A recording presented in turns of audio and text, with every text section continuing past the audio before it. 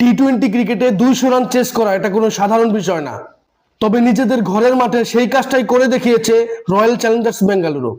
2025 আইপিএলে ফাইনালে চ্যাম্পিয়ন হয়ে রয়্যাল চ্যালেঞ্জার্স বেঙ্গালুরু যেখানে শেষ করেছিল, 2026-এ ঠিক সেই জায়গা থেকেই শুরু করলো। অসাধারণ ক্রিকেট খেলেছে রয়্যাল চ্যালেঞ্জার্স বেঙ্গালুরু। ম্যাচের শুরুতেই হায়দ্রাবাদের ব্যাটসম্যানরা যখন তাণ্ডব চালিয়েছে, 200 রান হজম করার পরেও ফিল সল্ট অসাধারণ ক্যাচ ধরেছেন।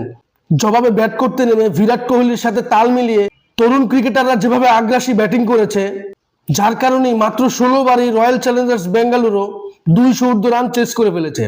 তবে এই ম্যাচে সবচেয়ে বেশি আকর্ষণ করেছেন দ্য কিং বিরাট কোহলি। সত্যিই তার কোনো তুলনা হয় না, তিনি নিজেই তার তুলনা। এতদিন ক্রিকেট থেকে বাইরে থাকার পরও কামব্যাক ইনিংসে যেভাবে ডমিনেট করেছেন, সেটা ছিল দেখার মতো। তবে সবাই যখন বিরাট কোহলির প্রশংসা করছে, আমি অন্য পথে হাঁটতে চাচ্ছি। আমরা সকলেই জানি বিরাট কোহলি হোয়াইট বল ক্রিকেটে অসাধারণ ক্রিকেটার। এই প্রজন্মে তার মতো হোয়াইট বল ক্রিকেটার একদম নেই। তবে আক্ষেপের জায়গা হচ্ছে, তিনি যদি আরেকটু ফাইট করে রেড বল ক্রিকেটে 10,000 রান পূর্ণ করতেন, সেটা তার রেড বল ক্যারিয়ারকে যেমনিভাবে সমৃদ্ধ করত, ফ্যান্সদেরকেও অনেক বেশি সন্তুষ্ট করত।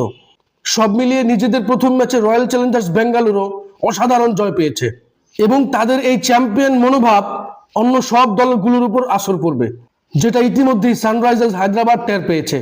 ভিডিওটি ভালো লাগলে লাইক, কমেন্ট, শেয়ার, সাবস্ক্রাইব করবেন। ধন্যবাদ।